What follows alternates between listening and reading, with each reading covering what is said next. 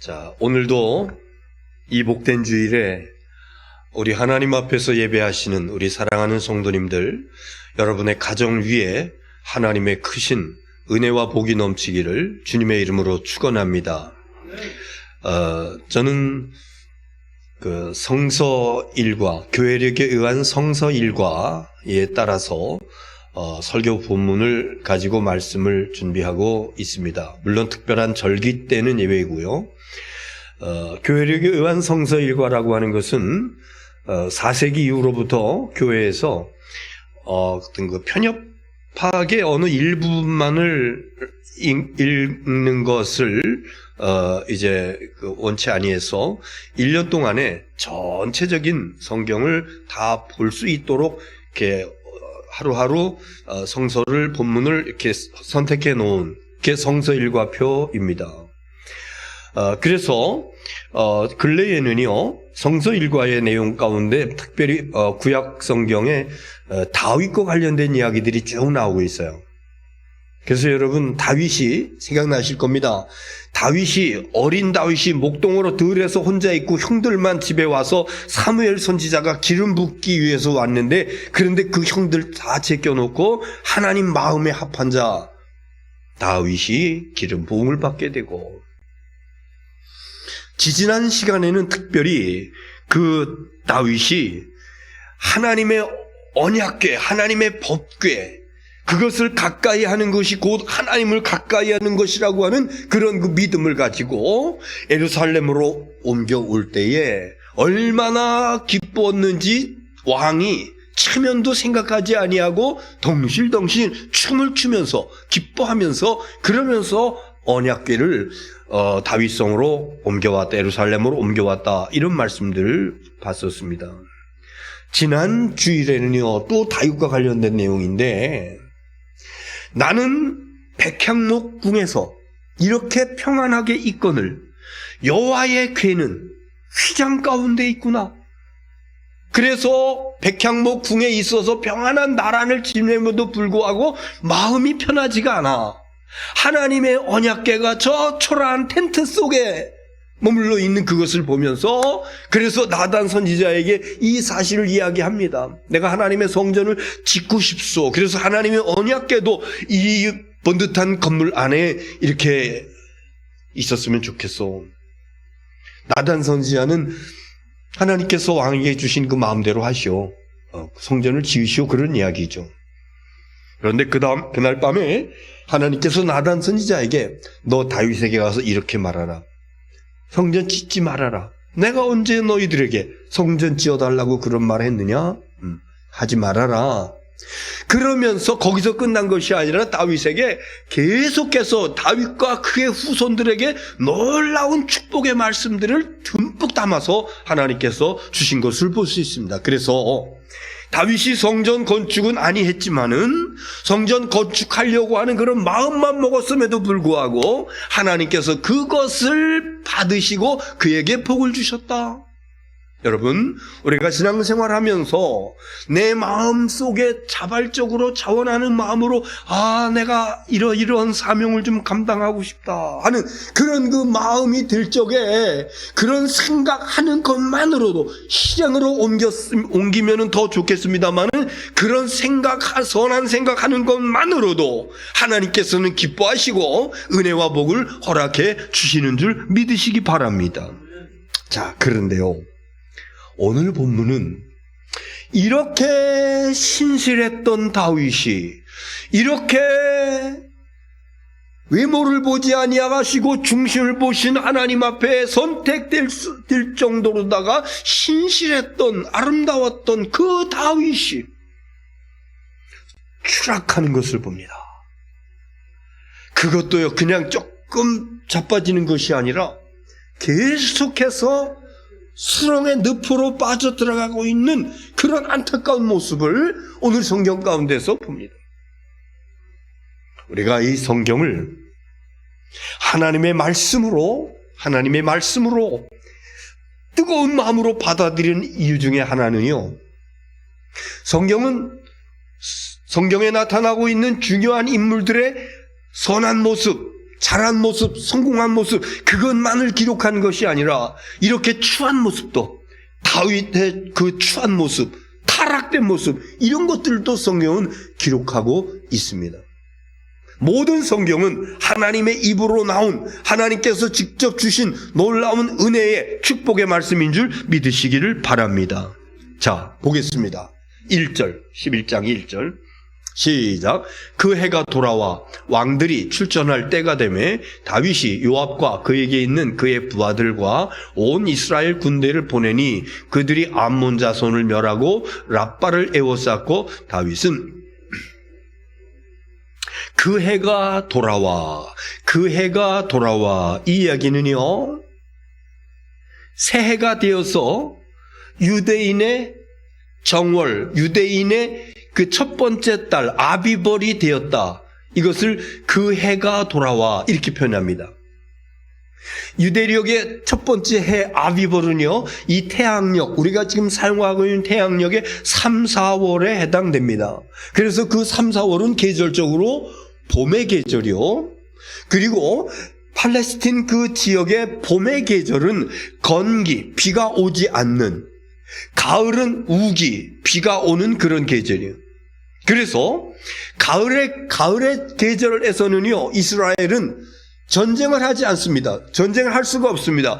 비가 계속해서 내리기 때문에 그래서 그러나 이 봄이 되면은요, 봄이 되면은 건기가 되어서 비가 오지 않는, 그래서 전쟁하기 좋은, 그런데 그 해가 돌아와 아비벌, 왕들이 출전할 때가 되매, 그 당시에 전쟁의 양상은 그렇죠. 왕이 군대들을 이끌고 그리고 나가서 진두지휘하면서 싸움하는 그런 왕이 출전할 때가 되었다, 이런 일. 그때 다윗 왕이 군대 장관 요압 장군을 모든 군사, 이스라엘 모든 군사 일부만 데리고 가는 것이 아닙니다. 51사단만 데리고 가는 것이 아니에요. 전군을 총동원해가지고, 그래서 성경이 이런 말씀하고 있잖아요. 그의 부하들과 온 이스라엘 군대를 보내니 그들이 암몬 자손을 멸하고, 암몬은 이미 정복을 했어요.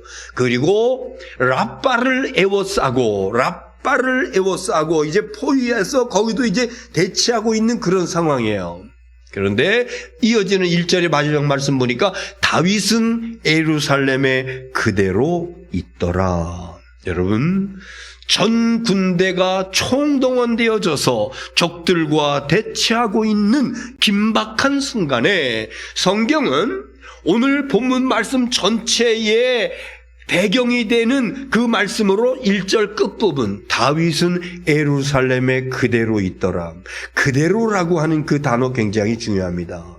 모든 군대들을 다 동원해서 전쟁터에서 평소 같으면은 왕이 진두지휘하면서 전쟁을 승리로 이끄는데, 그런데 지금은 아니야. 다윗이 그대로 예루살렘에 머물러 있더라.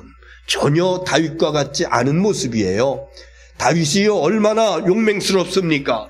어린 시절부터 골리앗을 넘어뜨릴 때서부터 다윗에게는 욕망스러운 어떤 그 장수의 그런 기질을 가지고 있었고, 그리고 전략가였었고, 그리고 전술도 잘 운용을 하고, 그래서 연전연승하는 거였어요. 그런데 지금 여기는 그 모습이 나타나 있지 않습니다.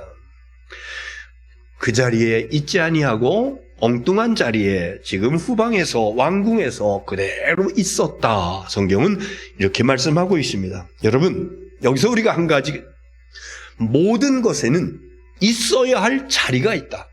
우리 한번 따라서 합시다. 모든 것에는 있어야 할 자리가 있다. 얼마 전에 제 아내가, 여보 나 나무 도마 좀 쓰고 싶어. 보니까 얇은 고무 도마를 쓰고 있었거든요. 그런데 어디선가 봤는지 두툼한 이쁜 도마를 봤나 봐요. 나무 도마 좀 쓰고 싶어. 그래? 내가 금방 만들지. 그래서 인터넷으로 그 나무를 주문합니다. 제일 좋은 거 캄포라고 하는 캄포나무. 목질도 단단하고 무늬도 아름답고 향기도 얼마나 좋은지요. 그래서 저는 그 캄포나무를 옆에다 놓고 자요. 그러면 잠이 솔솔 와요. 향기가 너무도 좋아요. 자, 그것을 아름답게 손잡이를 동그랗게 만들어서 구멍을 뚫고 그것을 이제 톱으로다가 싹싹 썰어서 모양을 만들어요. 그리고 이제 샌딩을 합니다. 페이퍼질을 합니다. 전에 같으면은 손으로다가 했는데 요새는 원형 샌딩이라 그래가지고 이제 전기로다가 하는 이제 그런 것이 있는데 그냥 하는 것이 아니라 80방이라고 제일 거친 거로다가 한 번 하고 120번, 240번, 400번, 800번 높여가면서 맨 마지막에는 아주 고운 거로 하면 유리알 같이 되어지는 이제 거의 마무리 단계예요. 그 테두리가 목 하나 있기 때문에 그 테두리를 둥그렇게 테두리를 깎아내는 그런 작업을 하는데 트리머라고 하는 목공 공구를 사용합니다. 그래서 제가 평소에 놔두었던 트리머 갔다가 보니까 전에 쓰던 날, 일자 날이 있어요. 근데 이건 둥근 날을 써야 돼. 그래서 그것을 날을 교체하기 위해서 스패너 2개가 있는데 그래서 항상 그거 두는 옆에 못에다가 걸어뒀었거든요. 근데 보니까 없어요. 이거 없으면 날 교체를 못해. 30분을 찾았어요. 그 조그만 공구 두는 그 방에 거기서 여기저기 다 들춰내면서 30여 분을 찾았는데 못 찾았어요. 오늘 안 되겠다. 포기다. 그리고 그것을 다시 있던 자리에 갖다 놓고 돌아서려고 그러는데 그 밑에 구석에 떨어져 있는 겁니다. 얼마나 그거를 그러니까 거기 못에다 걸어뒀는데 어떻게 스천이 뭐였는지 그게 툭 떨어져가지고 그 밑에 어느 구석에 들어가 있었던 거를 알지 못하고 그걸 찾아서 막 더운데 막 열도 나고 그래서 그때 제가 있어야 될 곳에 있어야 되는구나. 모든 것이 제자리에 있어야지 제자리에 없는 것은 이게 내게 아니로구나. 언제 단추 한번 달아보려고 그런데 집사람이 없으니까 바늘을 못 찾겠는 거예요. 정돈되지 않은 것은 내 것이 아니고 정돈되지 않은 것은 쓰레기다. 정돈되지 않았다라고 하는 것은 제자리에 없는 것을 얘기하는 거야. 제자리에 없는 것은 내 것이 아니고 제자리에 없는 것은 뭐다? 쓰레기다. 그래서 우리 성인들도 마찬가지겠습니다만은 어린아이들 어려서부터 정돈하는 습관을 길러줘야 되는 것이 이것이 나중에 점점 자라면서 정돈이 잘 안 돼 있고 어디에 뭐가 있는지 쫙 이것이 안 돼 있으면 그 쓰레기야, 쓰레기. 그런데 여러분, 우리가 사용하는 물건들만 그런 것이 아니라 하나님 앞에서 사람도 마찬가지더라. 하나님 앞에서 믿음의 자녀들도 마찬가지더라. 내가 있어야 될 자리, 하나님께서 네 자리는 여기야, 네 자리는 여기야. 그런데 그 자리에 없어. 저는 예배를 시작하면은 예배 시작하기 전에 우리 찬송 부르죠. 여기에 모인 우리. 그러면서 이제 한 바퀴 쭉 둘러봐요. 여러분들. 그런데 한 바퀴 둘러보면은 어느 분이 안 오셨는지 금방 알 수, 왜 그런 거 아니? 그 자리는 거기 지정석이니까. 거의 그래. 내 자리가 습관적으로 있더라고요. 3층에 앉으시는 분은 계속 3층에 앉으려고. 근데 여러분, 목사의 눈에 그 자리에 안 계신 것은 뭐 그렇게 중요하진 않아요. 그 단지 궁금할 뿐이야.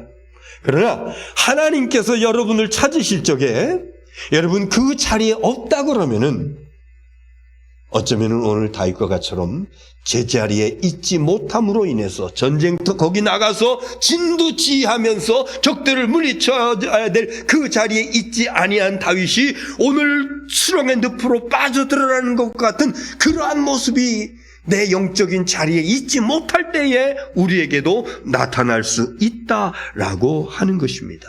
바라기는 여러분, 하나님께서 자리매김해 주신 그 자리, 하나님께서 주신 사명의 자리, 거기 자리를 잘 지킴으로 인해서 은혜와 축복을 받아 누리시기를 주의 이름으로 축원합니다. 2절 말씀 보겠어요. 시작. 저녁 때에 다윗이 그의 침상에서 일어나 왕궁 옥상에서 거닐다가 그곳에서 보니 한 여인이 목욕을 하는데 심히 아름다워 보이는지라. 네.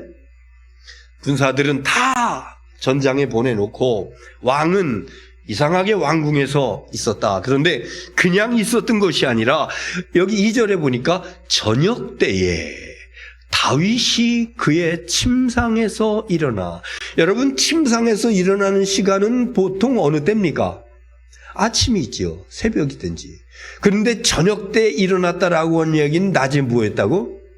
잤다는 얘기죠.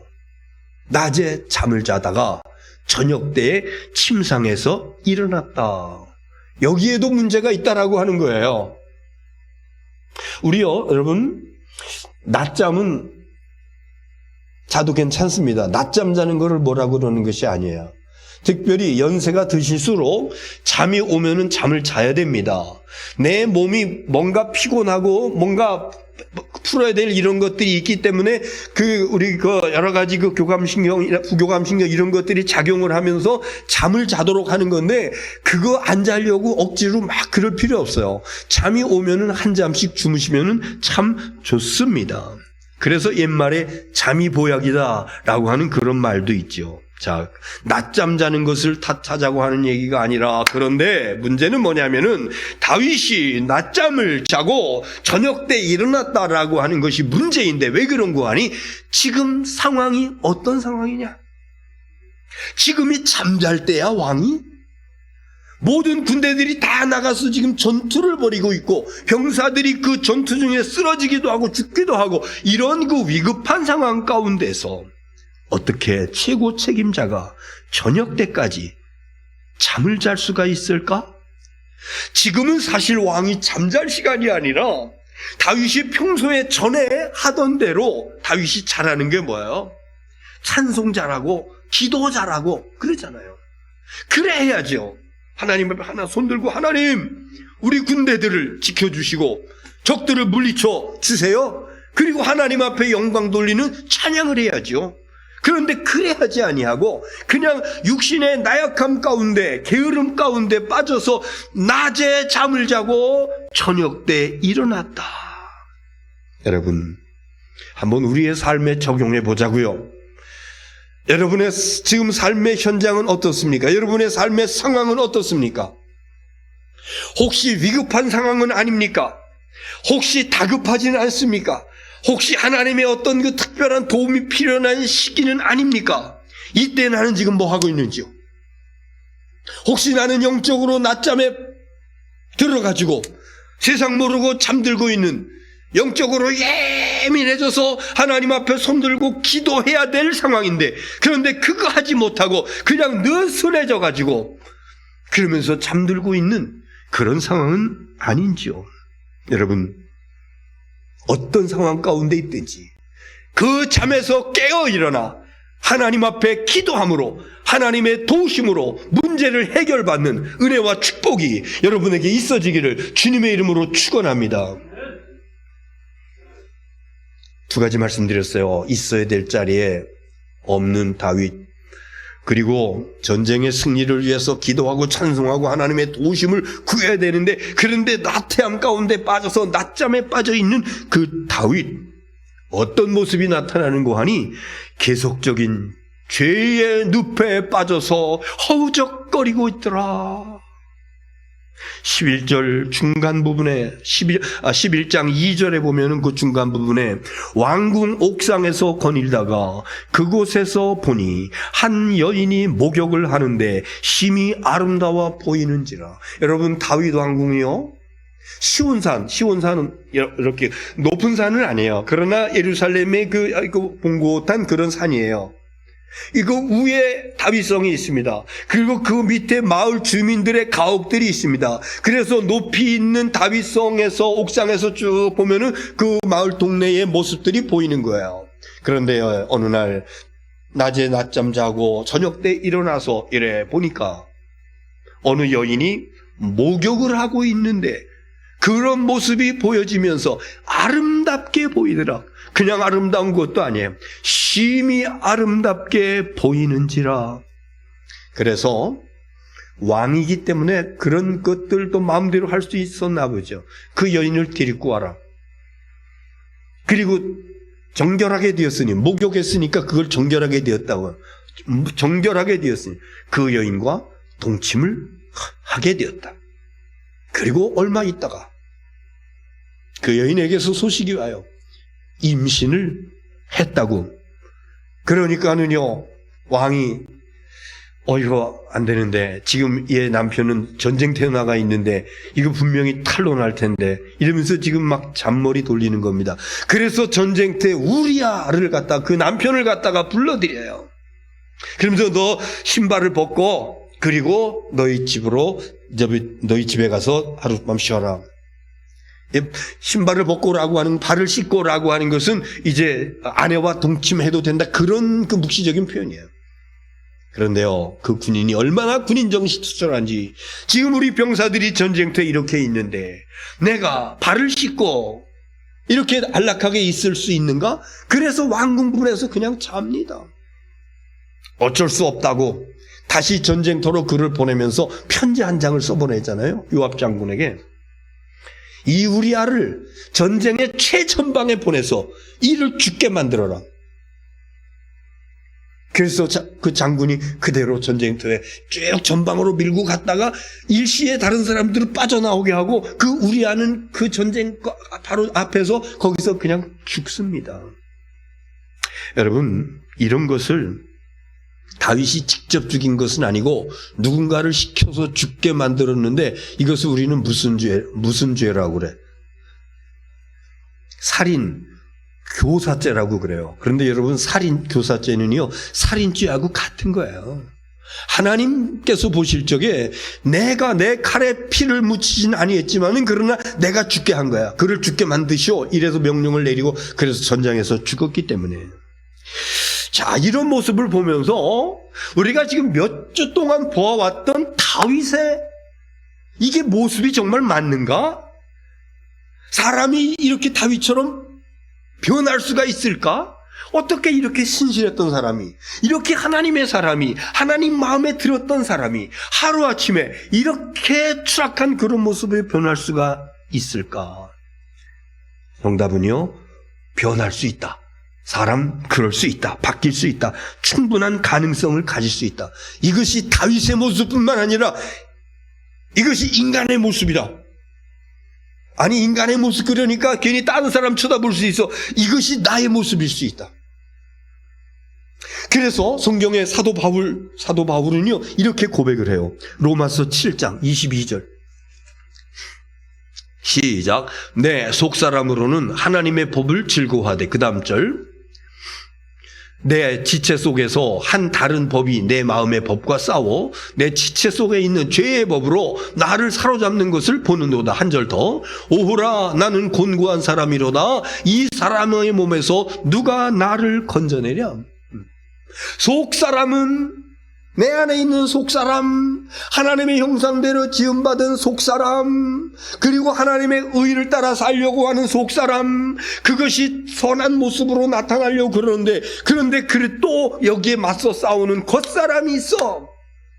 그 겉사람이 이 속사람을 막 눌러. 그래서 겉으로 나타나는 것이 얼마나 추악한 모습으로 나타나는지. 다윗에게도 마찬가지예요. 속사람이 있고 겉사람이 있습니다. 여러분에게도 속사람이 있고 겉사람이 있습니다. 육체의 소욕을 따라 살려하는 겉사람이 있고 하나님의 성령의 소욕을 따라 살려하는 속사람이 있어요. 이 갈등 가운데 있다가 겉사람이 속사람을 갖다가 눌러버려요. 그랬을 적에 이런 수렁의 늪으로 빠져 들어갈 수 있다. 이것을 명확하게 알고 있는 바울 사도는 오늘 24절에 오호라, 나는 곤고한 사람이로다. 이 사망의 몸에서 누가 나를 건져내랴. 참 곤고하다. 어쩔 수 없이 곤고해. 누가 하나님 나를 도와주셔요. 주님 도와주세요. 이렇게 기도하면서 고백하고 있는 것입니다. 자, 우리가 어떻게 극복할 수가 있을까? 다시 한번 본문에 있는 말씀 보면요, 그곳에서 보니 심히 아름다워 보이는지다. 옥상에서 보니 어느 집에 여인이 목욕하는 그런 모습이 보이는데 심히 아름다워 보였다. 여러분, 여러 가지 범죄하고 타락하고 특별히 요즘 현대인들에게 많이 노출되어 있는 이 어떤 그 성적인 어떤 이러한 그런 것들 가운데 나타나는 계기가 되는 것은 보는 데 있습니다. 보는 겁니다. 창세기 3장 6절에 창세기 3장 6절 시작. 여자가 그 나무를 본즉 먹음직도 하고 보암직도 하고 지혜롭게 할 만큼 탐스럽기도 한 나무인지라. 여자가 그 열매를 따먹고 자기와 함께 있는 남편에게도 주매 그도 먹은지라. 이 선악과 평소에도 있었어요. 근데 평소에는 그게 뭐 아름다운지 몰랐어요. 그런데 하나님으로부터 그 말씀을 듣고 난 다음에 그 나무 열매를 보니까 보암직도 하고 먹음직도 하고 탐스럽기도 하고, 보암직도 얼마나 아름다운지, 먹고 싶어, 먹음직스럽고 그리고 탐스럽고, 이 아름다운 그런 모습을 하고 있었다고요. 여러분, 무엇이든지 마음의 욕구를 가지고 바라보게 될 적에, 그것을 보게 될 적에, 그때 우리는 어쩌면은 이 쾌락의 늪으로 빠져 들어갈 수 있다고 하는 것입니다. 이 목욕하는 여인을 보고서 음심이 발동하게 되고, 그래서 그대로 범죄하게 되었다라고 하는 것이에요. 그 영어 단어 가운데 그 텐션이라고 하는 단어가 있습니다. 텐션. 그게 어디서 많이 쓰냐 하면은요, 그 악기를 조율할 적에 기타 줄을 이렇게 튜닝을 한다고, 조율을 한다고 그러죠. 특히 이제 그 현악기, 바이올린 이런 것들을 조율할 적에 이것을 돌려서 음이 제대로 맞는지 안 맞는지 맞게 쫙 조율을 하는 거, 이를 갖다가 텐션이라고 그래요. 그리고 그것을 다른 말로 조금 더 이렇게 바꿔서 얘기는 긴장한다. 그러니까 줄을 쫙 당기는 것은 줄을 긴장시키는 것이죠. 줄이 느슨해 있을 적에 그것을 아무리 좋은 코드를 잡고 쳐도 제대로 된 소리가 나오질 않아요. 그러나 텐션을 쫙 그래가지고 긴장시켜가지고 코드를 딱 맞춰놓고 쫙 치면은 얼마나 아름다운 그런 소리가 나오는지요. 다윗은 지금 영적인 조율, 영적인 긴장, 영적인 텐션 안 돼 있습니다. 그래서 당연히 지가 있어야 될 자리도 있지 아니하고, 하나님 앞에서 손들고 기도하면서 찬양으로 군대를 위해서 뭔가 깨어 있어야 할 그때 잠에 빠져 있으면서 완전히 텐션이, 긴장이 완전히 무너져버린, 영적 긴장이 완전히 무너져버린 그 결과 다윗은 눈에 보이는 대로 죄에 대한 저항력이 완전히 죄로가 돼버리고 무조건 그냥 데리고 와라, 자기 마음대로 죄의 늪으로, 수렁으로 빠져들어가는 것을 볼 수가 있는 것입니다. 여러분, 죄의 속성은 누구에게나 있습니다. 죄의 속성은 어린아이에게도 있어요. 젊은 사람들에게만 있는 것이 아니에요. 청장년들에게만 있는 것이 아니에요. 노년들에게, 노인들에게도 죄의 속성은 끝까지, 우리가 죽는 날까지 우리에 있습니다.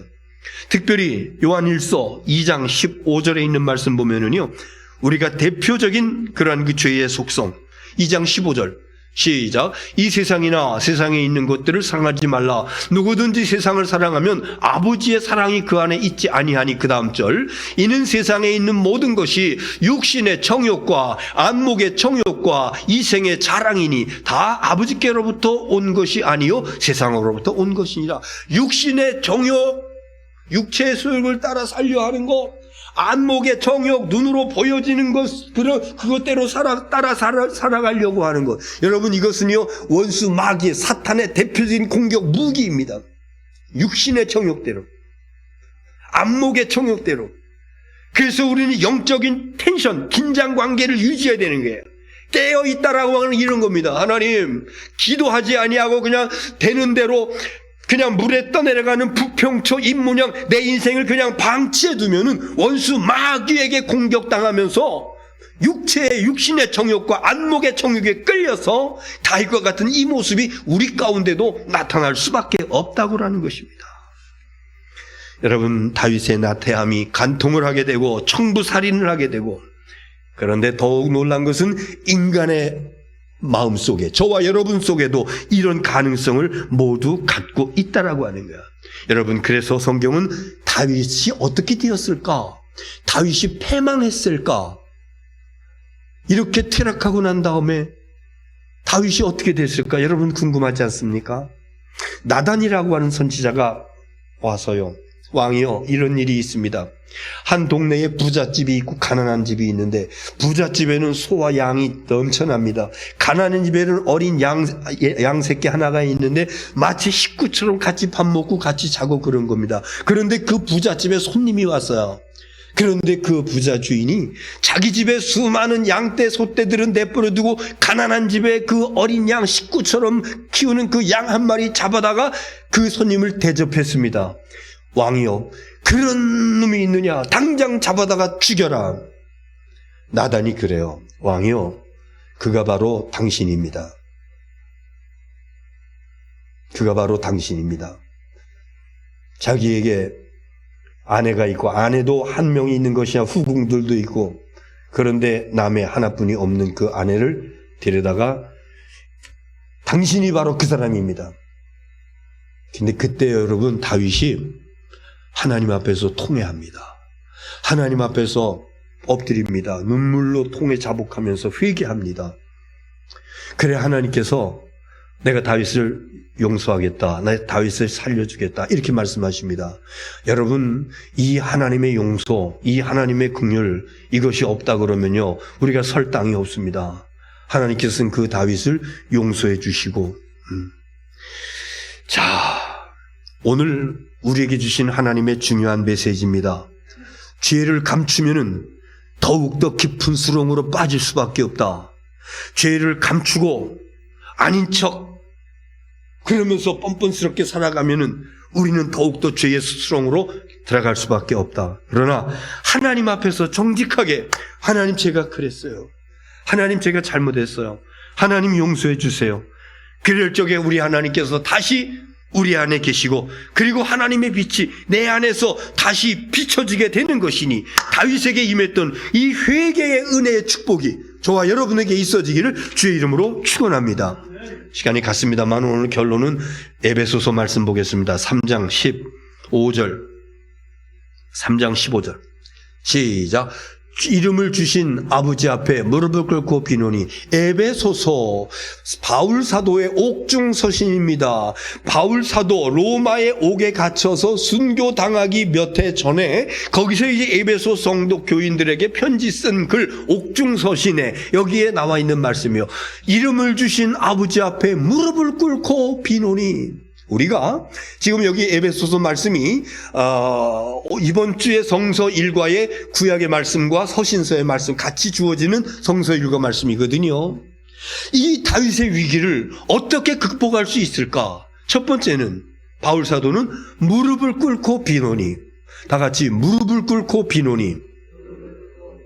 하나님 앞에 무릎 꿇고 기도하는 거야.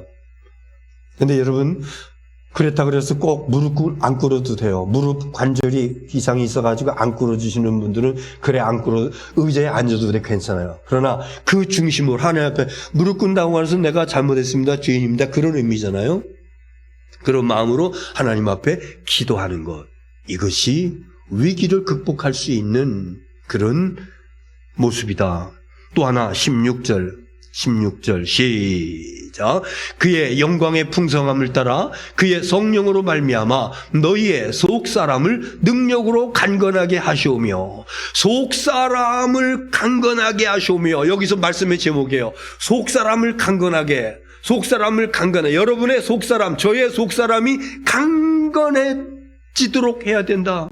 여러분, 우리가 겉사람은요, 늙으면 나약해지고, 늙으면 후패해져요.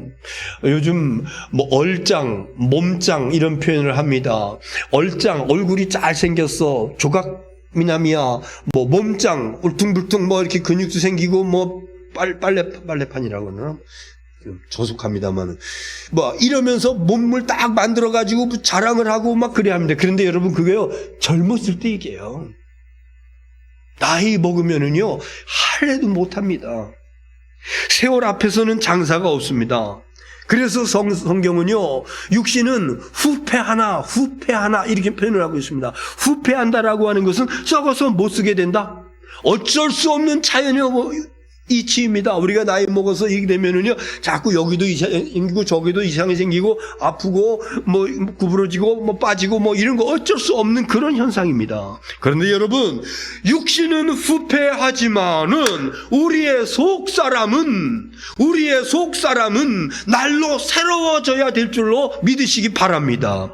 성경 말씀 보세요. 고린도후서 4장 16절 시작. 그러므로 우리가 낙심하지 아니하노니 우리의 겉사람은 낡아지나 우리의 속사람은 날로 새로워지는도다. 겉사람은 낡아져 후패해.